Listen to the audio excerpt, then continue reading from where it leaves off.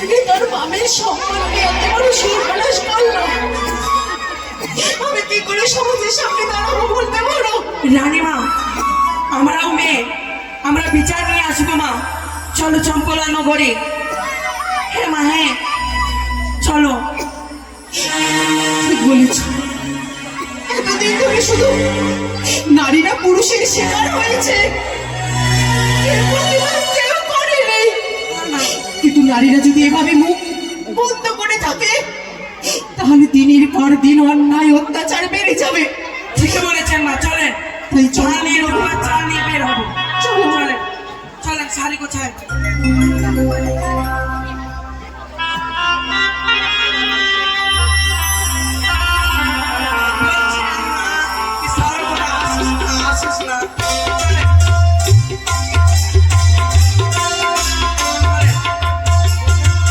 এসেছে সর্বস্ব হারিয়ে আসার পর স্বামীকে আমি সান্ত্বনা দিয়েছি, ওগো তুমি যে ধন উপার্জন করে তুমি হারিয়ে এসেছো, তার চেয়েও বড় ধন যে আমি উপার্জন করেছি। আমার একমাত্র সন্তান লক্ষাই, যাকে দেখার পর এই স্বামীকে মধ্যে তুমি সকল দুঃখ ভুলে গেছে। কিন্তু তবু যে দুঃখে সকাতর হয়ে চম্পলা রাজপ্রাসাদে রয়েছে, কারণ পূজা এসে বলে, মহারাজ আমার বাবা কোথায়?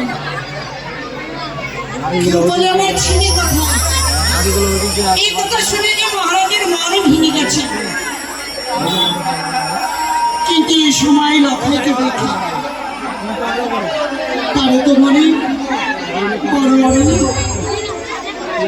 লক্ষাইকে দেখতে পাই না। যে তোমার হলেই তো লক্ষাই আমার কাছে ছুটে আসে, এসে বলে, মা ও মা, তুমি আমাকে খাবার দেবে না? আমি তাকে দুধ মাখা ভাত প্রতিদিন খাবার, আজকে লক্ষাইকে দেখতে পাই না কেন? লক্ষাই গেছে কোথায়? লক্ষাই, ও বড় বৌমা, মেজ বৌমা, ওই দাসী, চাই পাওয়াই তোরা কোথায়? ছুটাই তো, ছুটে আয়। যাচ্ছি মা। প্রণাম হয় মা। ছুটে থাক মা। আচ্ছা বলতো, আমার লক্ষাই কোথায়? লক্ষাই? হ্যাঁ।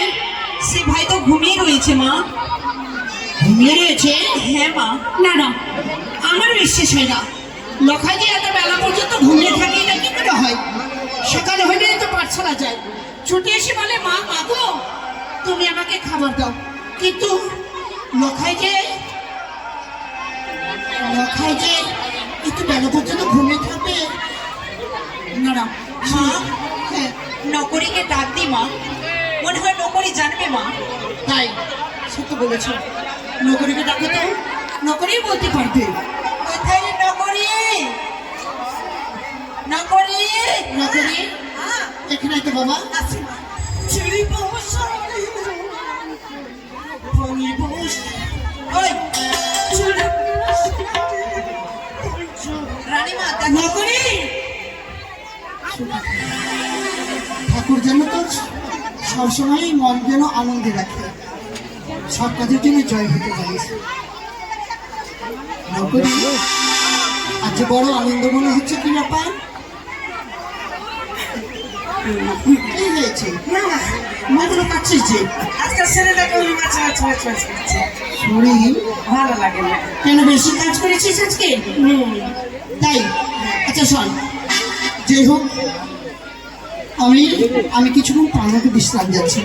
আরে আত্মসাদের দরজায় থাকবি। আচ্ছা। যদি তোর বাবু আসে আমাকে সংবাদ দিবি, আচ্ছা। কিংবা কেউ আসলে আমাকে কিন্তু জানাবি, কেমন?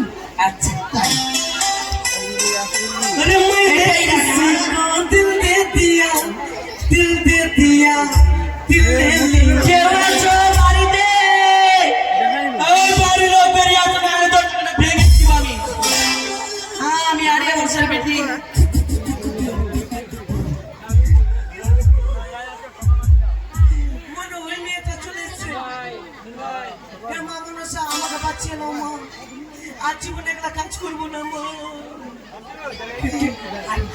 আর না চলে গেছে মা মনসা আবার চিনিয়েছে আমাকে কেউ আছো ওই বাড়ির লোক বেরিয়ে আসো না মুন্ডিখানা মুচড়িয়ে দেবো আমি আরিয়া গোষ্ঠীর বেটি বাইরে থেকে মানে সাহারার মতো চিৎকার করছে হ্যাঁ গো নকরি বুঝলি না দরজা খুলে বলো গলা মুচড়িয়ে দিবে এত বড় সাহস পান? হ্যাঁ কি করে আচ্ছা গিয়ে দেখতো কি আছে। আর যদি যাবো আর যদি ধরা পড়ে যায় ধরা পড়ে যাই? হ্যাঁ আমি তুই কি চুরি করেছিস? না চুরি করিনি তাহলে? আমি যাচ্ছি যা। বেরো এই ঘুটবা রানী মা এই ঘুটবা ছিল না এই ঘুট বেগান এই বংটা ছিল এই বংটা এই ছেলেটাই ছিল। ওই বংটা তুই ছিলিস না আমাকে বাদ বাগানে নিয়ে গেছিলিস না শয়তান অসভ্য। কি করছো কি করছো? ভেন্ডি গাছ তোমার কি জন্মগত এই ব্যাধি? বাপের পেট থেকে হয় কিন্তু তোমার এই মতো শয়তান লম্পট চরিত্রহীন এই ভুটুয়া ছিল এই ভুটুয়া কি তোমার ভাই? ছি ছি ছি, মুখের ভাষা তো খারাপ কেন? জমজ? তাই তুই ছিলিস না সত্যি করে বল ফের চোখ মারছিস কেন তুই তুই তো চোখ মারছিলিস না এই ভুটুয়া ধর আমাকে। আমার প্রতি সব হচ্ছে না। এই ভুটুয়া, এই ভুটুয়া নকরি একটু পালিয়ে দিল মা নকরি পালিয়ে গেলে যে? জানি না মা কি হলো?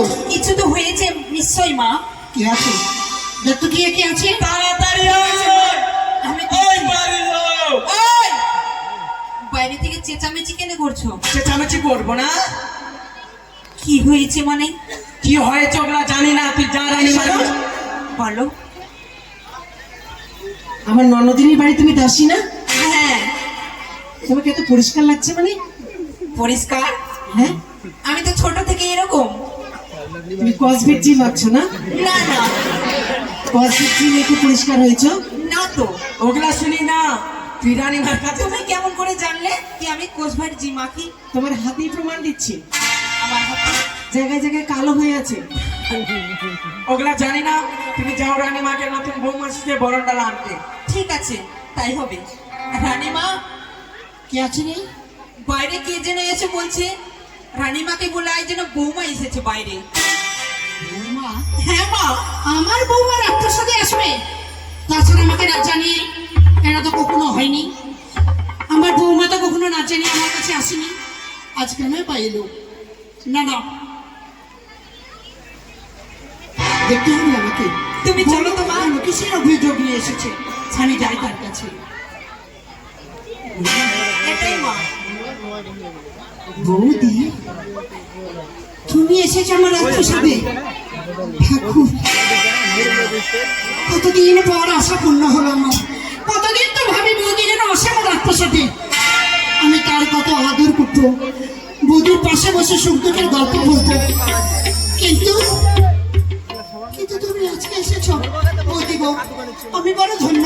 এসো বৌদি, এসো এসো এসো, তুমি রাজপ্রাসাদে এসো। তোমার মহলে আমি বসতে আসিনি ননদিনী। বৌদি, এসেছি অভিযোগ নিয়ে। অভিযোগ?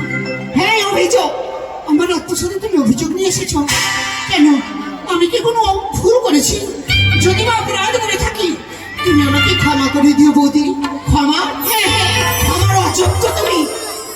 বৌদি, ছি ছি ছি ছি ছি ছি। ছেলেকে জন্ম দিয়েছ, শিক্ষা দিতে পারোনি, তার কথা বলছো তুমি? তোমার গুণধর লম্পট চরিত্রহীন ছেলের কথা বলছি। বৌদি, কি বলছে রানী? শান্ত হয়ে যাও বৌদি। এই কথা বলতে পারলে তুমি?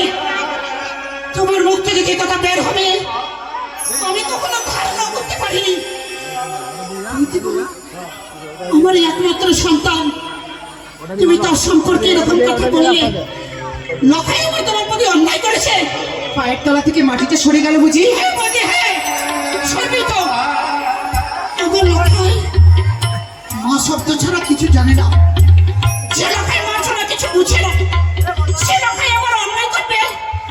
আমি তো এটা কিছুতে মেনে নিতে পারছি না। তোমার গুণধর ছিলেন গুয়ে তুমি যতই সালিশি করো না কেন, সত্য কোনোদিন চাপা থাকে না। গোলাপের গন্ধ যে নিশ্চয়ই একদিন বেরোবে। ওকে, তা তুমি মা হয়ে বুঝতে পারছো না, ঠিক বুঝবে। এই জন্য কথাই বলে, যেমন গম তেমন আটা, আর যেমন মা তেমন তার বেটা। বৌদি, সাবধান হয়ে কথা বলো। তুমি হয়তো ভুলে গেছ, এটা চম্পলা রাজপ্রসাদ। তুমি আমার বড় মা। আমি এ কথা সহ্য করছি। অন্য কেউ হলে তুমি শিক্ষা দিতাম আমি চম্পলা রাজপ্রসাদে। যে আমি একটি রাজ্যের মহারানী। কি করবে? গলা ধাক্কা দিয়ে বের করে দেবে? না বৌদি, অমন কথা বলো না। এই কাজ আমি করতে পারবো না, কারণ আমি আমি তোমার ছোট। তাছাড়া তুমি এসেছো আমার এই রাজপ্রাসাদে, এই তো আমার সৌভাগ্য। আমি আমি যদি তোমাকে গলা ধাক্কা দিয়ে বের করে দিই, তাহলে কি তাহলে তোমার কলঙ্ক ছড়ে যাবে। সকল বলবে রানী সারতা তার বৌদির সম্মান করেনি। না বৌদিরা, আমাকে আমাকে তুমি ক্ষমা করো, কিন্তু তুমি আমার লক্ষ্যের সম্পর্কে তুমি কিছু বলো না বৌদি, কিছু বলো না। তুমি শাক দিয়ে যতই মাছ ঢাকার চেষ্টা করো ননদিনী, ছেলেকে জন্ম দিয়েছে, শিক্ষা দিতে পারোনি। অল্পট লম্পট চরিত্রহীন ছেলে যদি আমার পেটে জন্মাতো, নিজের হাতে গলা টিপে মেরে ফেলতাম। তাই করেছে মা। দুষ্ট গরুর থেকে শূন্য গোয়াল আমার অনেক ভালো। বৌদি, যত বড় মুখ নেই তার চেয়ে বড় কথা বললে তুমি।